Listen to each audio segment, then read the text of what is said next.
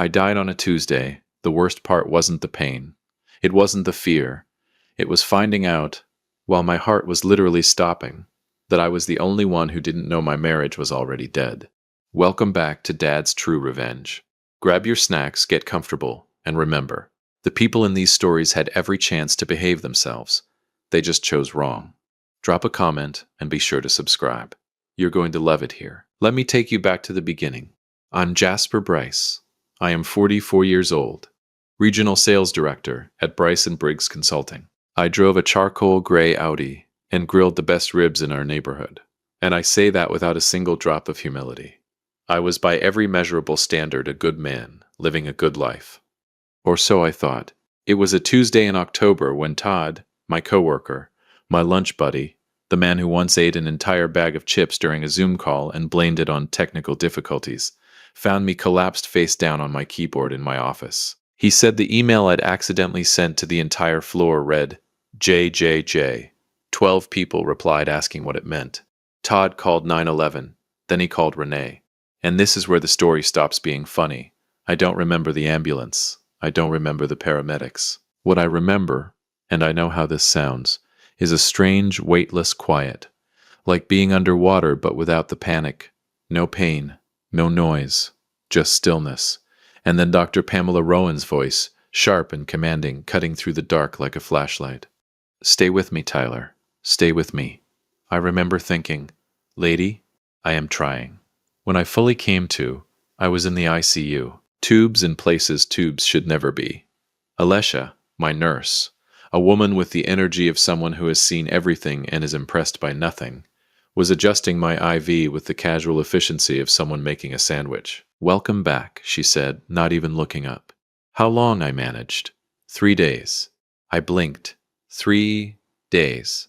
You coded twice, she said, finally looking at me. Dr. Rowan pulled you back both times. You're a lucky man, Mr. Bryce. I looked around the room. Flowers on the windowsill. From the office, the card said, a get-well balloon from Todd, which, God bless him, had a picture of a grilling spatula on it because he knew me. A half-eaten box of chocolates on the side table, and an empty chair where my wife should have been. As my wife, I started, Alessia's face did something small and careful, the kind of micro-expression trained professionals use when they don't want to say what they're about to say. She's been informed, Alessia said. She called this morning to check in. Called, not visited. Called. She called, I repeated. Yes, I coded twice and she called. Alessia straightened the already straight blanket on my bed. I'll let Dr. Rowan know you're awake. That was the first crack. Small, almost invisible. Like a hairline fracture in a wall you've lived in for 11 years and never once questioned. Dr. Rowan came in 30 minutes later with the kind of calm authority that made you want to do whatever she said immediately. She explained what had happened. A major cardiac event. A blockage. Emergency intervention. She said I'd need at least 2 weeks of rest, monitoring, and absolutely zero stress. I almost laughed. Your wife, she said carefully, setting down her clipboard, mentioned there's a trip planned to Hawaii, Maui. I said, 5 days. We planned it 3 months ago. Tyler, I need you to understand the severity of what your body just went through. You cannot be alone.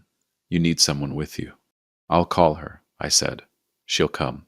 The look Dr. Rowan gave me was not a look I understood in that moment. It was only later, much later, that I would replay it and realize what it actually was.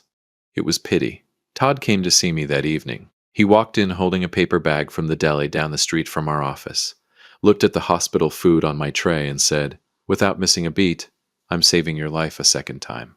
I actually laughed. First time since waking up. He pulled up a chair and sat down, and for a while we just talked about nothing. Sports. Office gossip. The chips on Zoom incident, which I brought up purely for the joy of watching him deny it again. And then, like turning off a light switch, his face changed. Has Renee been in? He asked. She's coming, I said.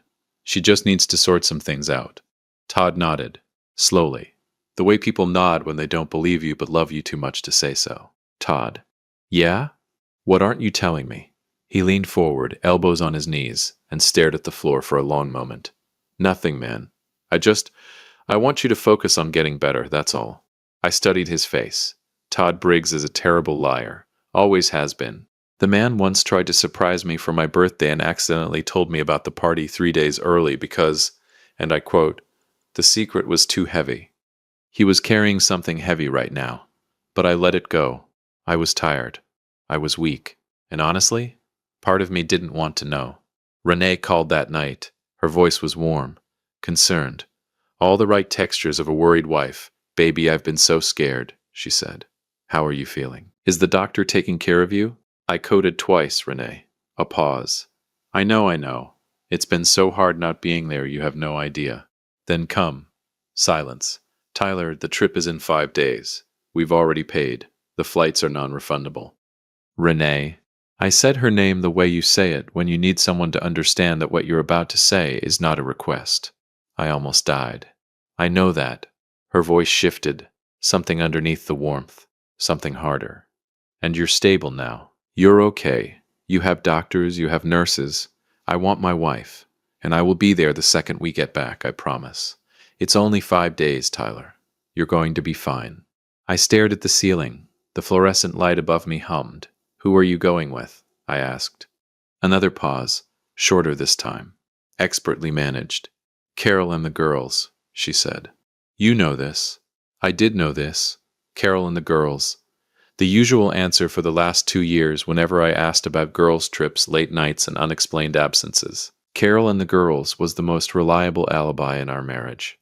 Okay, I said. Okay. She sounded surprised, maybe relieved. Yeah, I said quietly. Have a good trip. I hung up, and I lay there in that hospital bed, in the hum and beep of machines that had literally kept me alive, and I felt something shift inside me. Not anger. Not yet.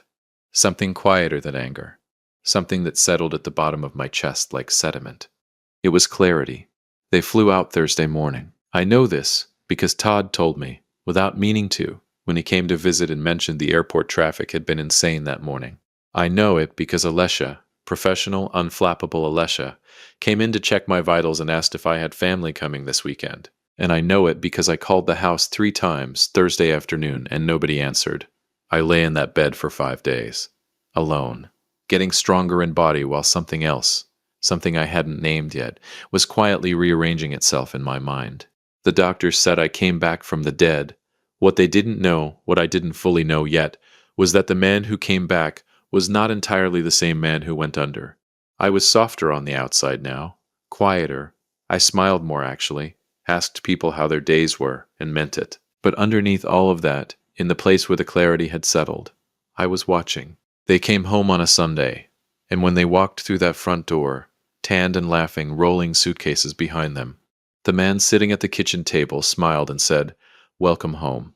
Neither of them noticed, not yet, that the smile didn't reach his eyes.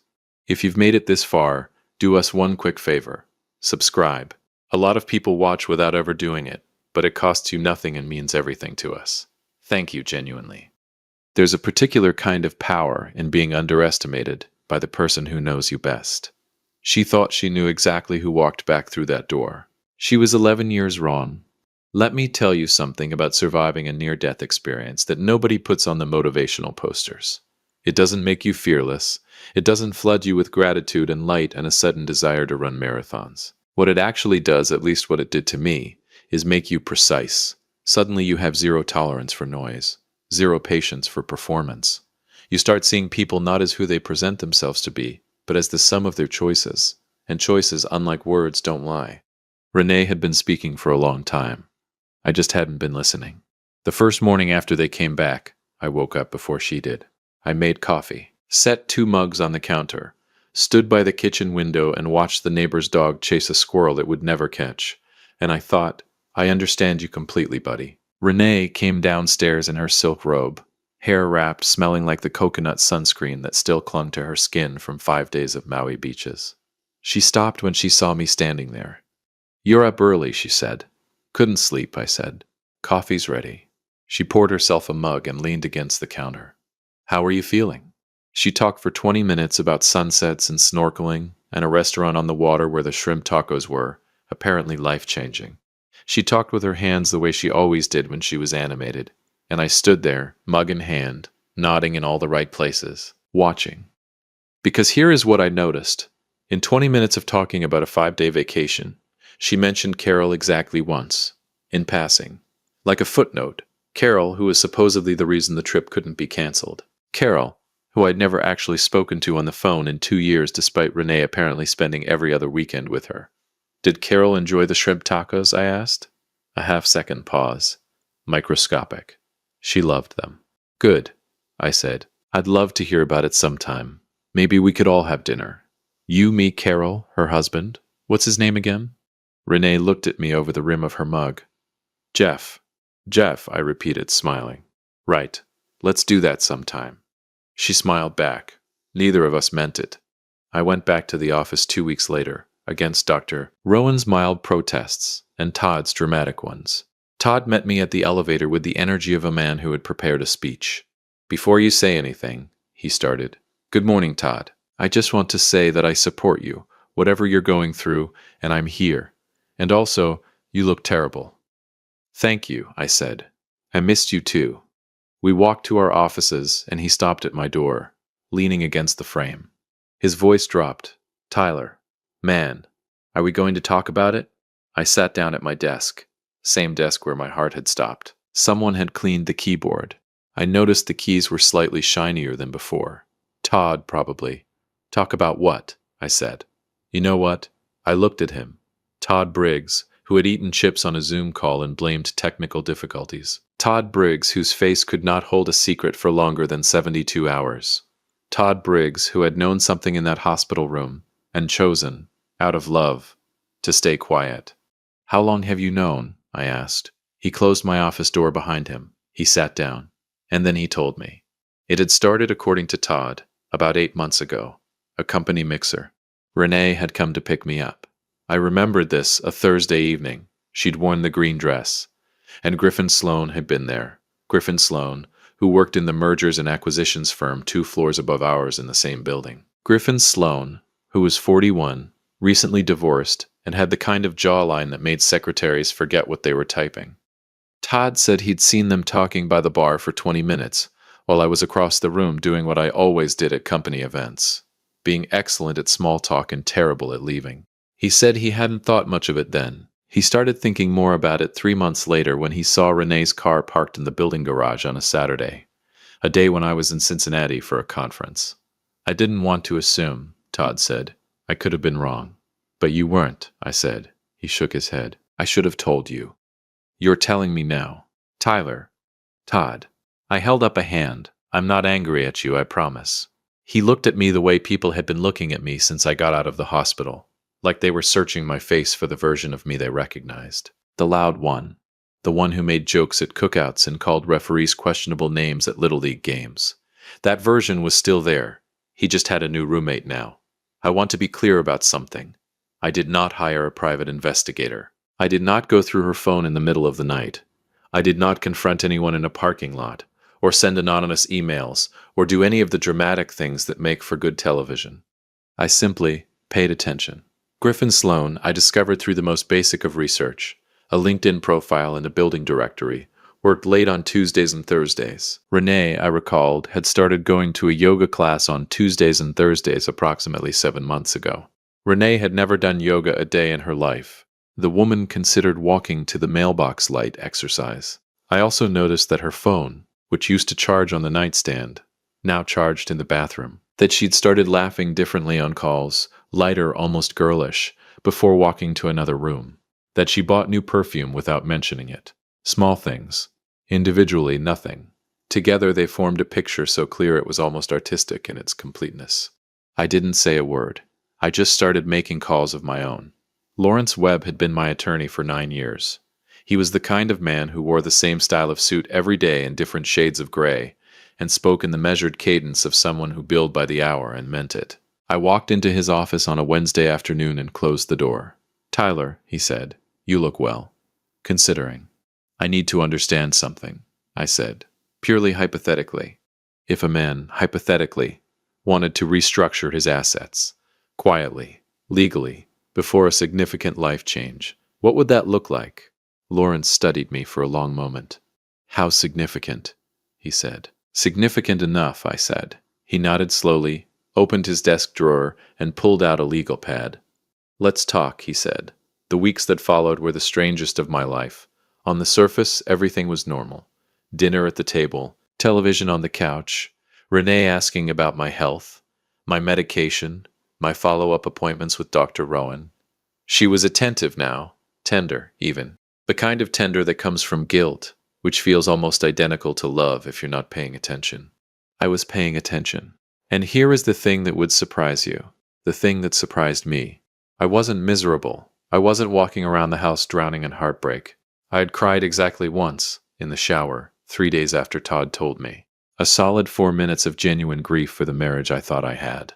Then I turned the water off, got dressed, and made breakfast. Because the man who came back from that hospital bed had decided something. He was not going to perform pain for an audience that wasn't watching. He was not going to beg. He was not going to warn. He was simply going to be ready. I remember the last normal evening clearly. We were watching something on television. I couldn't tell you what. I wasn't really watching. Renee was curled on her side of the couch, laughing at something on screen. Her feet tucked under a throw blanket. And I looked at her, really looked at her, and felt something I didn't expect. Sadness. Clean, uncomplicated sadness. Not anger. Not bitterness. Just the quiet grief of a man watching the last minutes of something he used to love. "You okay?" she asked, catching me looking. "Yeah," I said, "just thinking." "About what?" I smiled. The same smile from the kitchen table the day she came home. The one that sat perfectly on my face and gave away absolutely nothing. "About how fast things change," I said. She reached over and squeezed my hand. "You've been through so much, babe, but you're okay now." I looked at our hands. "Yeah," I said softly. I squeezed back. For the last time, 3 days later I moved the money. Not all of it. That would have been obvious, and I was done being obvious. Carefully, methodically, with Lawrence's guidance and the kind of quiet precision that a near-death experience installs in a man whether he asks for it or not. I also changed one other thing, something small that nobody would notice for weeks, the house alarm code. Because here is the thing about a man who comes back from the dead having seen everything clearly. He makes sure that when the moment finally arrives, every door opens exactly the way he planned. She didn't know it yet. Neither did he, Griffin Sloane, with his jawline and his mergers and his Maui tan. But the table was set, and Jasper Bryce was already seated waiting, completely calm, the way only a man with nothing left to lose and everything left to prove can be.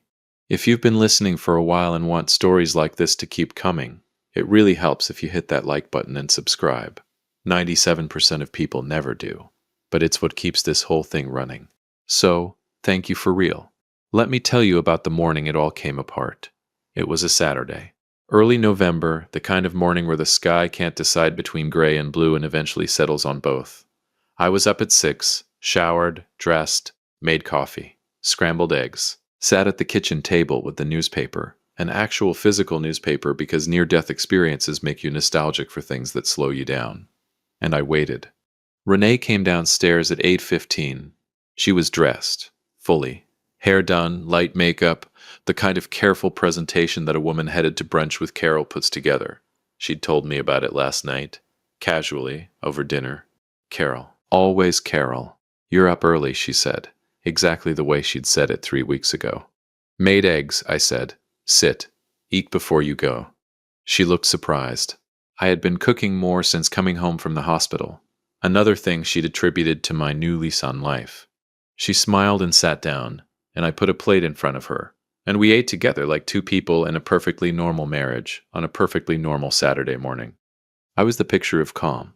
Inside, I was a man watching the final seconds of a countdown he'd started weeks ago. She left at 9. Kissed me on the cheek, said she'd be back by 3. I stood at the window and watched her car back out of the driveway. Then I picked up my phone and called Lawrence Webb. "It's time," I said. "Everything's ready," he said. "Good." I finished my coffee. Let's begin. Here is what Renee did not know. She did not know that Lawrence Webb in the previous 6 weeks had quietly and legally restructured the majority of our joint assets into a private trust, one that I controlled entirely, with documentation that was airtight, above board, and completely devastating. She did not know that the joint savings account, which had held $240,000 3 months ago, now held exactly enough to cover the next 2 months of household bills, and nothing more. Legally moved, properly documented. Every transfer Lawrence had reviewed 3 times. She did not know that I had spoken, on the phone, to her mother. This one requires explanation. Eleanor, Renee's mother, 71 years old, sharp as a tack, and the only person in Renee's life who had ever looked at me and said, unprompted, "You're a good man, Tyler. My daughter is lucky." Eleanor had called me in the hospital. Not Renee. Eleanor. She'd sat on the phone with me for 40 minutes on day 4 of my hospital stay, crying quietly, saying she was sorry, saying she didn't know what was wrong with her daughter, saying things a mother probably shouldn't say but that truth has a way of forcing out of people eventually. Eleanor and I had stayed in touch. She did not know, either, that I had filed for divorce 11 days ago. Lawrence had advised discretion on the timing of the papers. We'd agreed, let her come home on a Saturday. Let the weekend arrive. Let everything feel normal. Then deliver. They walked in at 2:47. I know the exact time because I was sitting at the kitchen table. Same chair, same posture, same coffee mug. And I watched the clock the way you watch a storm rolling in from a distance. You can see it coming. You've prepared for it. And still, when it finally arrives, there's something almost breathtaking about the sheer size of it. The front door opened. Renee came in first, laughing at something, turning back toward the door, and Griffin Sloan walked in behind her, rolling a weekend bag. A weekend bag. Not a handbag. Not a jacket draped over an arm. A full, zipped, this is more than brunch weekend bag. They hadn't even looked toward the kitchen yet. Funniest thing, Renee was saying, because the GPS took us completely the wrong. Griffin saw me half a second later. His hand, still on the handle of the weekend bag, went absolutely still. I took a slow sip of my coffee. "Welcome home," I said pleasantly. "Griffin, right? We've never officially met. Jasper Bryce." I nodded toward the chair across from me. "Sit down. Both of you. There are some things we should probably talk about." Renee's face cycled through approximately 7 expressions in 4 seconds. Shock, guilt, calculation. The specific look of a person rapidly assembling a story. Then she landed on something that looked almost like offense, which, and I say this with full appreciation for the audacity it requires, was remarkable. "Tyler, this isn't Renee." I said it quietly, not harshly. The way you say someone's name when you want them to understand that the version of this conversation where they talk their way out is not available. I'm not angry. I genuinely mean that. Sit down. Griffin cleared his throat. "Maybe I should."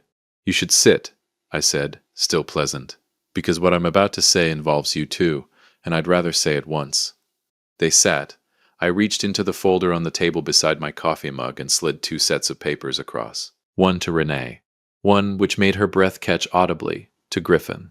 "Those," I said, "are divorce papers. Already filed." 11 days ago, I watched Renee's eyes move across the first page. Lawrence Webb. You remember Lawrence, Renee. He handled our will. He's been handling this. Everything is documented. Everything is legal. Everything is already done. Renee looked up. Her face had gone the color of dry concrete. "The house," I continued, "is in my name. Always was, actually. You may recall you were between jobs when we bought it and the mortgage was under my credit. Lawrence reminded me of that." I smiled pleasantly. "Helpful man." "Tyler." Her voice came out smaller than she probably intended. "The joint account has enough to cover bills through January. After that, your attorney, and I strongly suggest you get one, will work with Lawrence on the settlement. You'll be taken care of, Renee. I'm not interested in cruelty. That was never who I was." Griffin shifted in his seat. I turned to look at him directly for the first time since they'd walked in. I'll be honest with you. I'd spent 11 weeks building up a very specific image of Griffin Sloan in my head. I turned him into something enormous, a threat, a villain. The jawline, the suits, the mergers and acquisitions, and his perfectly divorced availability. I'd made him into something that required defeating. Sitting across from me in my kitchen, caught pale, hands flat on the table like a man waiting to be sentenced.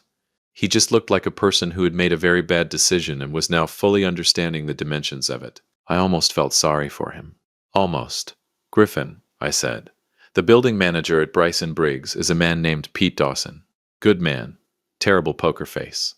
In about," I checked my watch, 40 minutes, Pete is going to receive a formally documented complaint, co-signed by Lawrence Webb, regarding the conduct of a senior acquisitions consultant who has been conducting a personal relationship with the spouse of a fellow tenant in a manner that created a conflict of interest in shared client meetings.